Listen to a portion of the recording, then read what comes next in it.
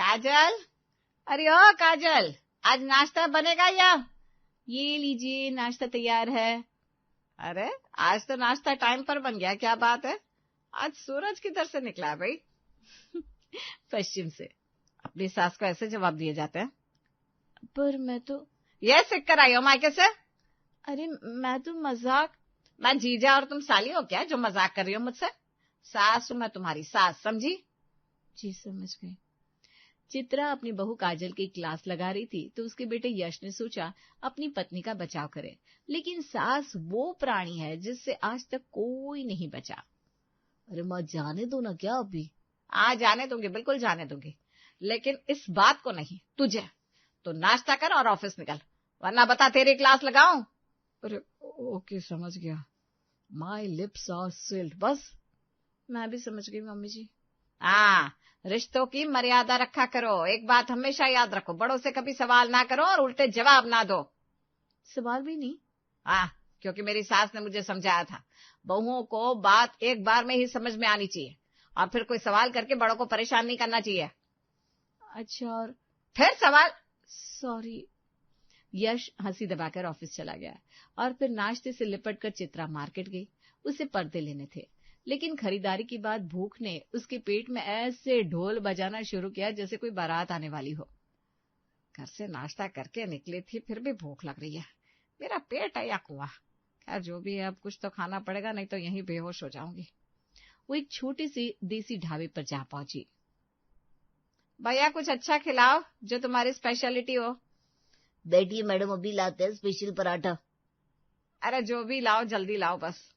वो मुड़ा और जोर से चिल्लाया, ओए छोटू, काशी फल का पराठा लिया। चित्रा ने भौहें चढ़ाई और खुद से बोली, काशी फल? यह क्या होता है? कहीं काशी से आया कोई फल तो नहीं है? अरे याद आया, काशी फल तो कद्दू होता है। तभी छोटू गर्मा गर्म पराठा लेकर आया। पराठे से ऐसी खुशबू आ रही थी कि चित्रा का दिल तो उसी वक्त पिघल गया।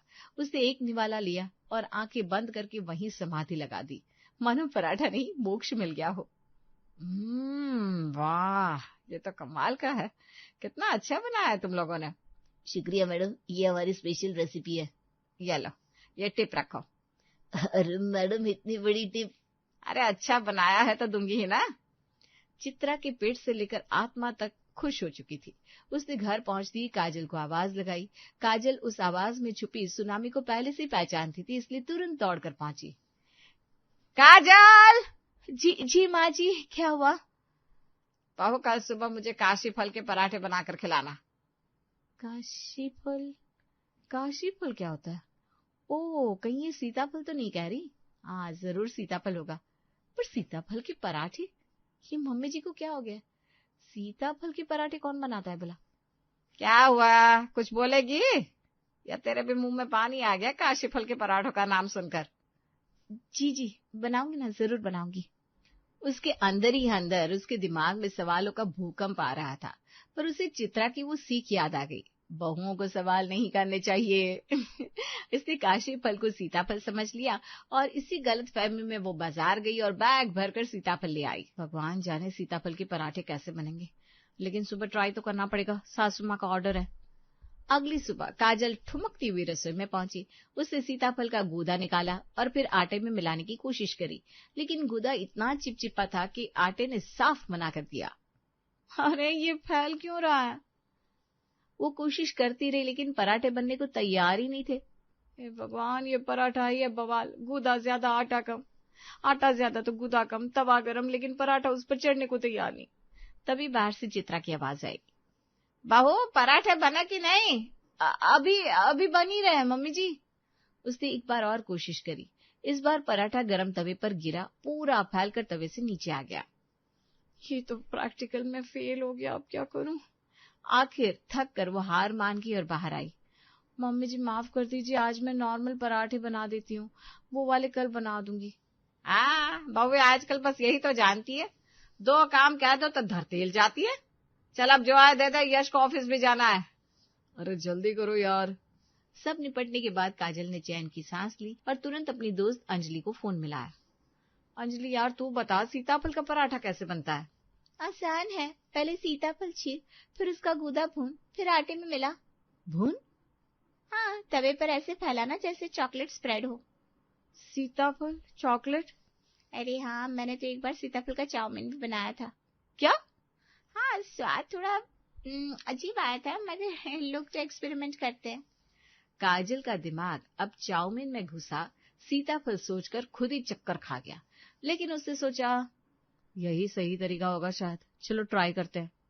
वो फिर रसोई में गई, गूदा भूनने लगी। गूदा गर्म हुआ तो काला पड़ने लगा। आटा मिलाया तो पेस्ट बन गया। पेस्ट को बेलने की कोशिश की तो बेलन उसके ऊपर चिपक गया। हे भगवान, ये आटा है या दलदल? टीका जरा फोटो भेज के। अरे फोटो भेजूंगी तो तू हंसते हंसते मर जाएगी। अरे भेज दो। काजल ने फोटो भेजा तो सचमुच अंजलि हंसते हंसते गिर पड़ी। तभी बाहर से यश की आवाज आई और काजल फोन रखकर बेडरूम में चली गई। बाद में कॉल करती हूँ, बाय। अगली सुबह उगते ही चित्रा ने ऐसे आवाज लगाई जैसे किसी यूनिवर्सिटी का प्रिंसिपल अपने गैर हाजिर स्टूडेंट को पकड़ रहा हो। ए बहू जल्दी आ, आज मुझे काशी फल का पराठा खाना है किसी भी हाल में। मम्मी जी, मैंने वो कल रात को भी ट्राई किया था, पराठा नहीं बन पाया। ओहो, रात को ट्राई किया महारानी ने और तब भी नहीं बना? जी बहुत कोशिश की, पर सच में गुदा ऐसा लग रहा था जैसे मुझे ही खा जाएगा। काजल डरते डरते बोल रही थी, जैसे हर शब्द के साथ उसकी सांस अटक रही हो। और इधर चित्रा का चेहरा ऐसा लग रहा था जैसे अभी सीरियल का विलेन वाला बैकग्राउंड म्यूजिक बज जाएगा। बहुएं आजकल बहुत कामचोर हो गई हो, तुम्हें तो। मम्मी जी सच में। चुप, बात काटती है मेरी। अगर आज काशी फल का पराठा बनाकर नहीं खिलाया तो तुम्हारा खाना पीना बंद। मम्मी जी। भगवान ने काजल को 2 हाथ दिए थे, लेकिन सास के डायलॉग को सुनकर उसे लगा कि शायद 4 और मिल जाते तो अच्छा होता।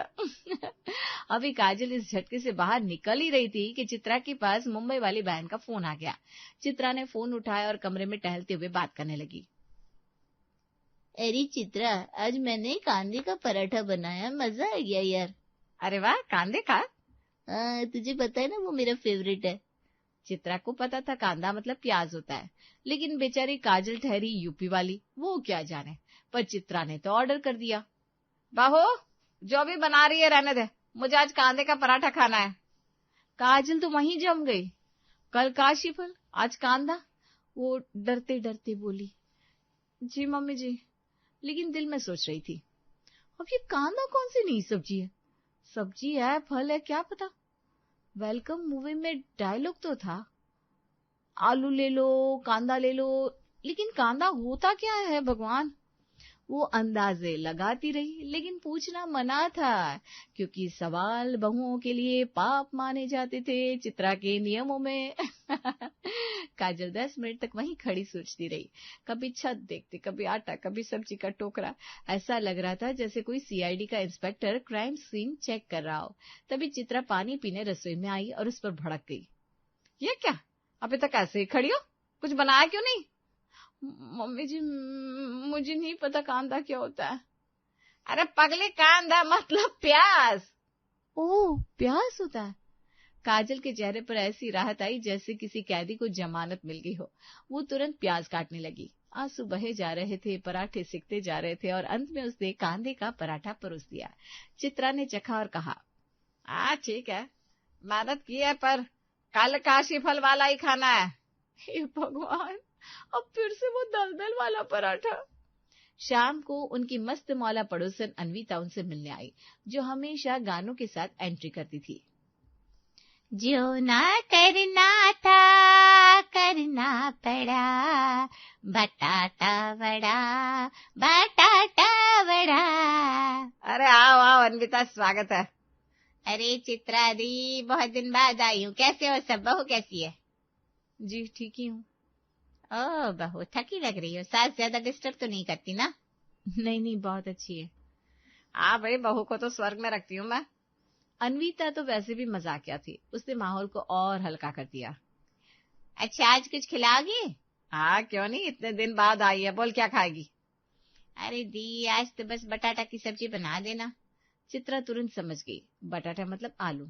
अन्विता गुजराती थी और गुजरातियों के बटाटा प्रेम से वो वाकिफ थी। ठीक है ठीक है, बहू सुनो, बटाटा की सब्जी बना दो।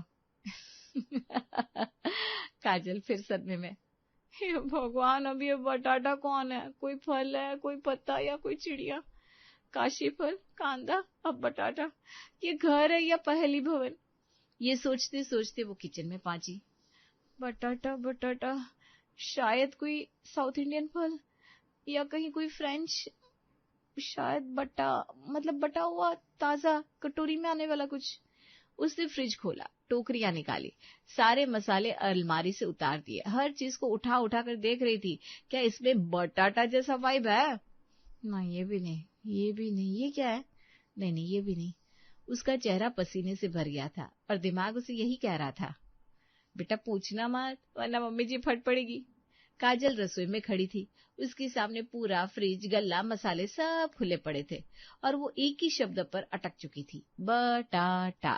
जब पूरी दुनिया पलट डाली पर बटाटा ना मिला तो उसे वही पुराने साथी की याद आई, अंजलि, मूर्खता की रानी। काजल ने उसे फोन लगाया। हेलो अंजू, सुनना, जल्दी बता बटाटा क्या होता है? अरे आसान है, क्या? बटाटा मतलब बटाटा। अरे वो तो मुझे भी पता है, लेकिन होता क्या है? शायद कोई विदेशी सब्जी। विदेशी?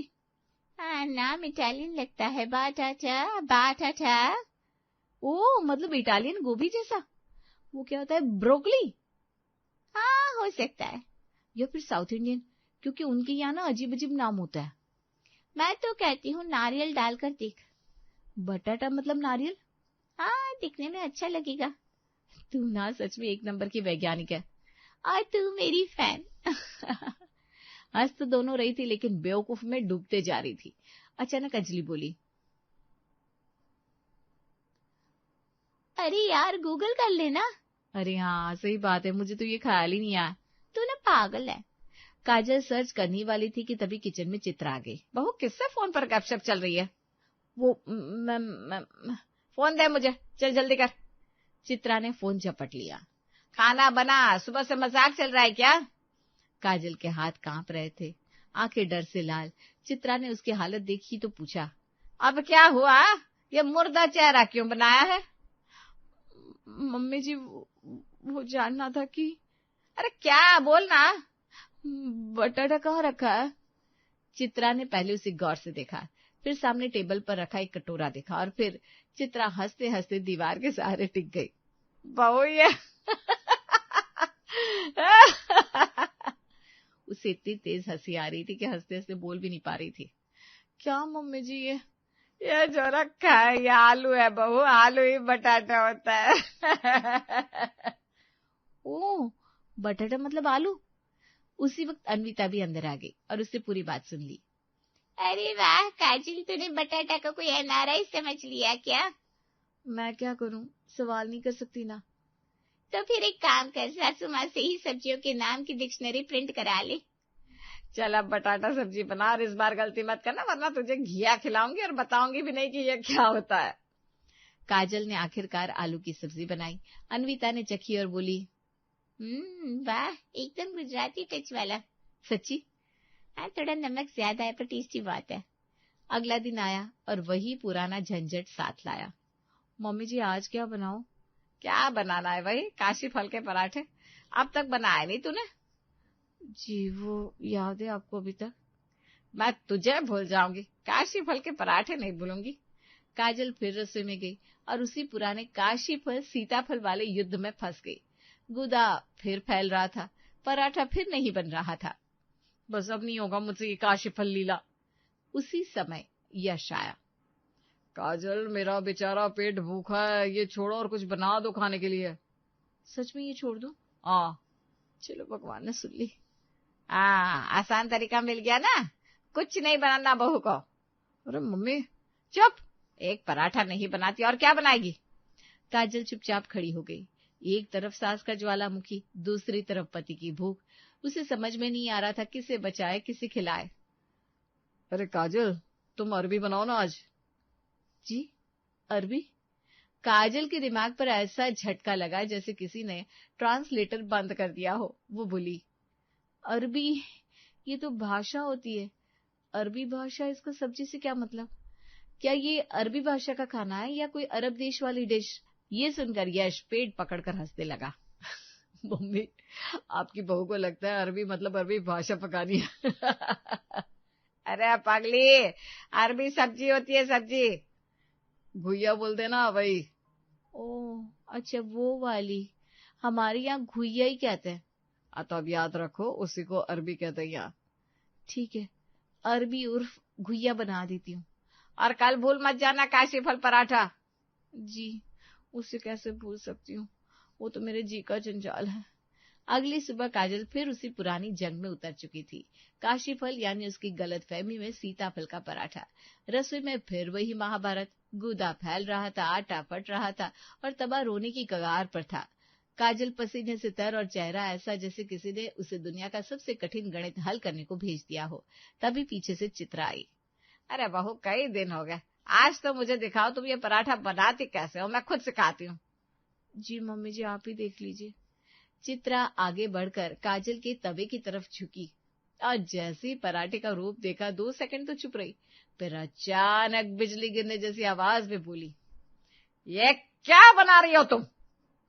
वही मम्मी जी, काशी फल का पराठा। ये काशी फल है, ये सीताफल है। हाँ तो काशी फल सीताफल एक ही बात है ना। अरे पगली, काशी फल सीताफल नहीं होता। काजल घबरा गई, लेकिन उसने मासूमियत से जवाब दिया, मुझे लगा आप गलती से गलत बोल रही हैं।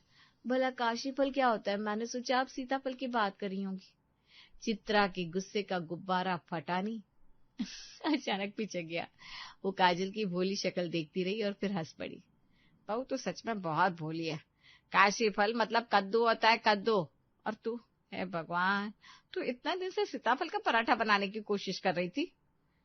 मम्मी जी, मुझे लगा।